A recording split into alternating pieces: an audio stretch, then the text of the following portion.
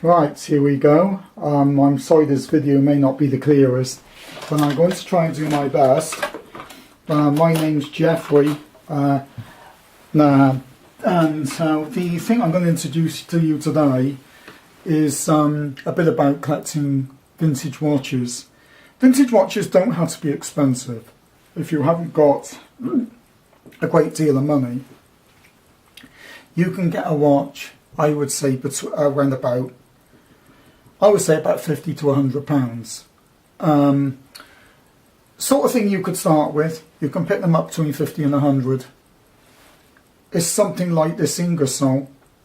This one here on here is an Ingersoll, and we'll just make sure if I put the screen round on the camera, excuse me, I can then, oh, I can't do it on that one. It's not a flip screen on this one, I've got a different camera. Yeah, okay. This is an Ingersoll. This is a 7 jewel model, and it's got an aluminium sort of plated gilt type of case on it. They were making these before the war, but they became very popular after the war, from the 1950s up through the 1960s. I think they might have made a few in the early 70s, but after that, it was mainly after the mid-70s. They began to die, and then along came the quartz watch, finished virtually in 78, 79. The mechanical watch industry was virtually put out of business due to the quartz watch. This watch, I got this accurate between, I'm not being funny, a second in a day. People said that's impossible, it's a pin pallet. No, it's not, I've done it. I regulate my own watches and I get them within seconds in a day. I can get them within sometimes a minute or so a month if you wind them at the same time every day. That is a rather cheap watch. The second one, a bit more expensive. Now, I'm not very good at pronouncing names of watches. Being autistic, I'm just not very good at that. This is called a Buren, or Buren. It was made in about 1960. It's called the Grand Prix. I would imagine it was probably made in the mid-60s. Very good quality, gold-plated case maybe, but there's no wear on it. It's very nice. If I just turn that up and show you, there's no gold wear on that, not even on the crown. It's obviously been well looked after. I'm hoping it's still in view of the camera because, yeah, it seems to be okay. And this is a 17 jewel model. An Inca block. It means it's got double jewels on the balance wheel. I think that's... this one, it's got shock jewels in it. It's got jewels on the balance only. There'll be 4 jewels on the balance, 1 on the impulse bar. I think that's I can't remember if it's a 5 or a 7 jewel model. It might be a 5, I can't remember. I've got the wrong glasses on. Yeah, I think it says 7, but I'm not actually. I can't see with these glasses. I have to use magnification because I've got quite poor eyesight. So anyway, the next two are, I would say, are stainless steel watches. They were made after the war. These are Cimaflexes. Cima used to make a lot of military watches. So what we'll do is we'll put these down so that you can see these. These I've put NATO straps on them. I'm just going to check the camera that they're in view. This one is called, just says Cima on it. I don't know very much about it. I can't get the back off. I bought it from a guy that sells watches. The dial's got patina to it. It's a bit green in one spot around the edge. It's had a new glass, a new strap. It keeps absolutely excellent time. I think it doesn't lose more than about 5 or 10 seconds a day, same as this one here. This one's really the best one of the two. This one is called the Navy Flex. It's got a beautiful case on it. Really nice faces. This one, I would say, is probably about the best watch I've got apart from the Buren. It's in mint condition, and that is really, really very nice watch indeed there. And they both got locking backs. One's like a nut.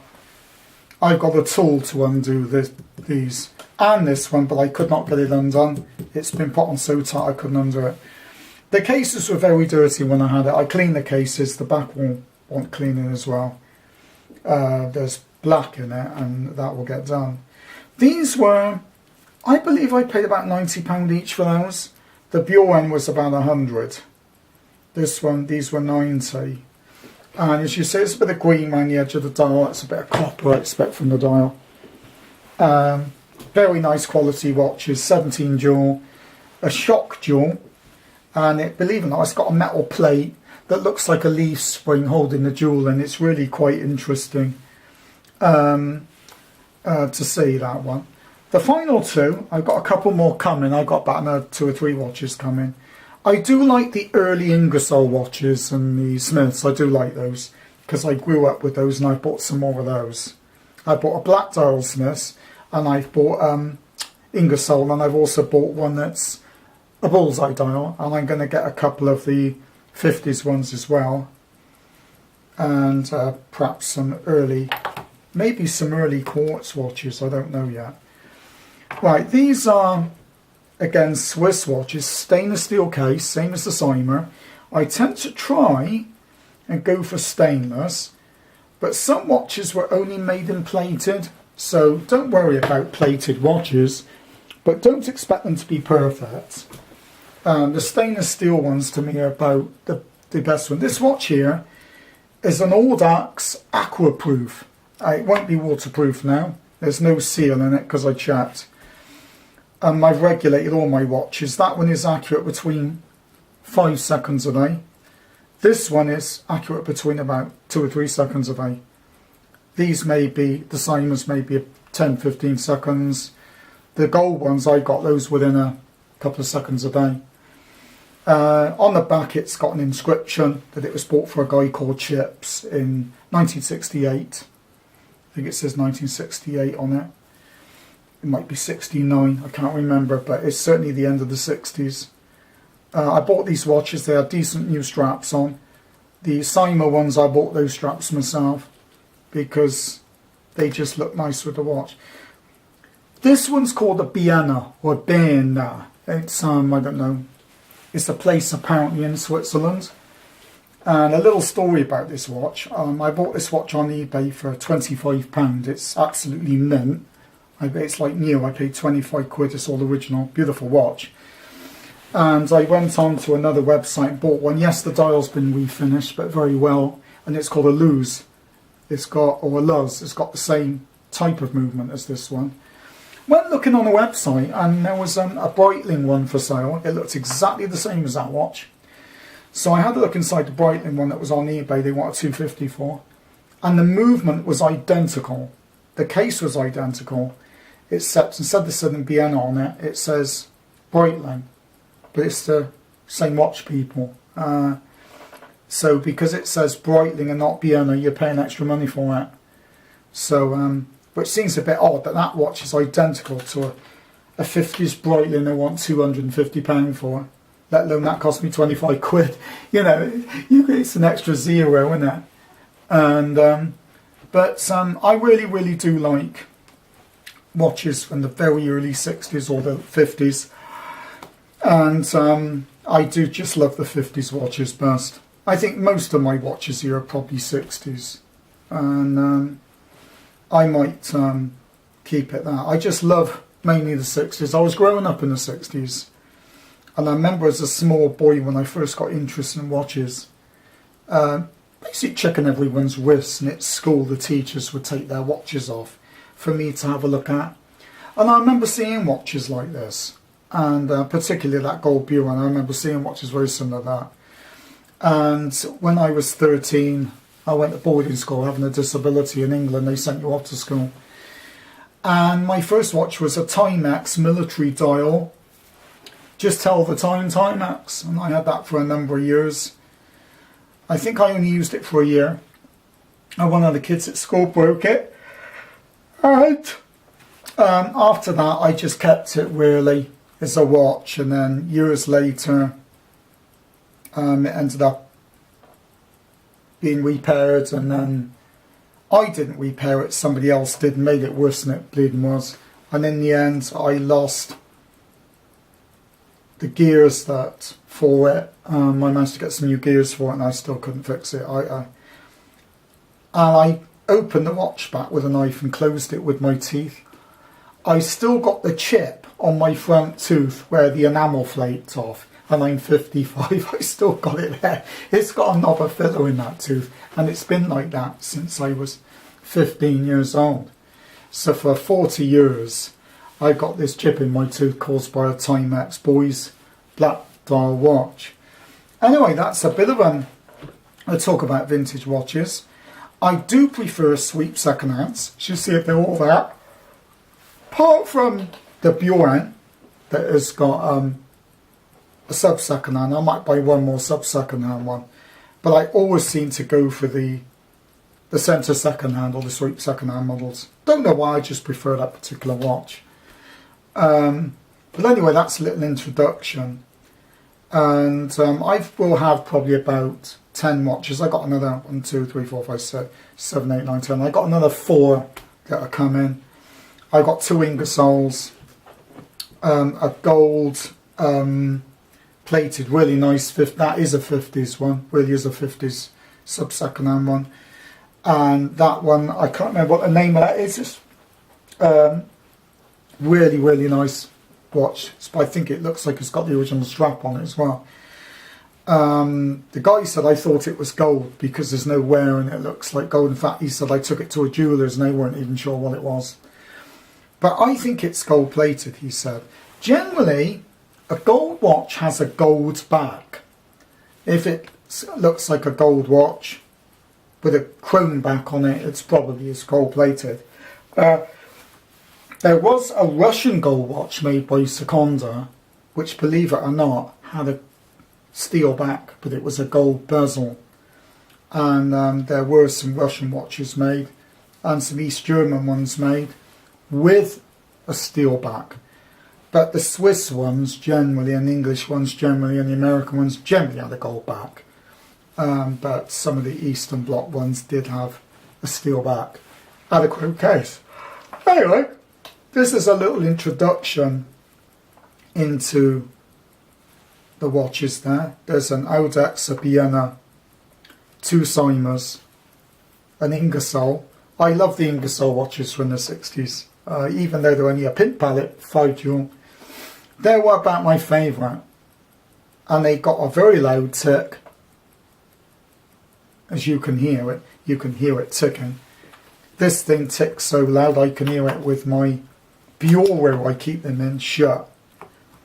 The cases do suffer, and they do suffer from a bit of wear, but I just love them. They're simple. They're an iconic British watch. Smiths, Services, Ingersoll were the ones that were sold over here, and they're rapidly becoming quite collectible. They're going between £50 and £100. If you've got a 17 jewel model, you could be talking of nearly £200. So these are increasing in value for watch collectors, 60s watch collectors, just about faster than any other watch, believe it or not. The reason why most of them they were never repaired. They were always thrown away. And if you can get one boxed from the 50s, you could be talking of about 130 to 150 pounds. These tend to go, this particular Euro one, they tend to go for about 50 quid with a new strap on them. But very often you can get these with the original straps on, because the straps are very thick, very well made. And if you can get them with the original strap on, that's even more desirable. I've got 2 coming, and they have the original straps. I know one has the original strap. I don't think the other one does. But I'm looking at another one made in 1955, and that's got the original strap on, and the guy wants 30 for that. So that is a very good deal. Anyway, that's my introduction to vintage watches. I would call it vintage watches don't have to be expensive, and if you haven't got a lot of money, I know that it looks as though that dial's going to be washed out, but so excuse me if some of the watches on the video are a bit washed out. Unfortunately, trying to set up this particular video has been very difficult because it's trying, everything seems to be out of focus. It's very difficult to get everything running.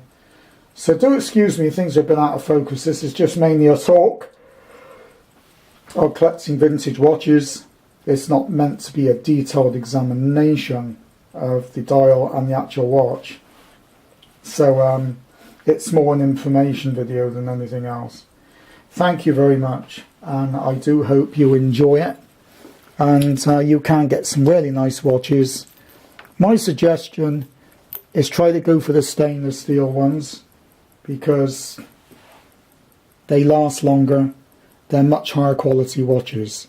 If you're going to buy things like Services, Smiths and Ingersoll, be prepared for them not to be perfect and for them to have wear and some of the dials to be a little bit flaky. But that's part of the charm of collecting vintage watches, to me. A lot of people want everything looking like new and all the dials refinished. I do not. I like something that looks like it's been used and a bit lived in. What I go for is good condition original and expect a little bit of wear, as long as it doesn't look that it's been kept in someone's toolbox for 20 years. Avoid watches that have been made out of lots of parts from other watches. They call it the Frankenstein watch, because those things are pretty rubbish anyway, and they're not particularly desirable. Anyway, thank you, goodbye, and I've hoped you've enjoyed this rather strange video of a few of my vintage watches. Thank you.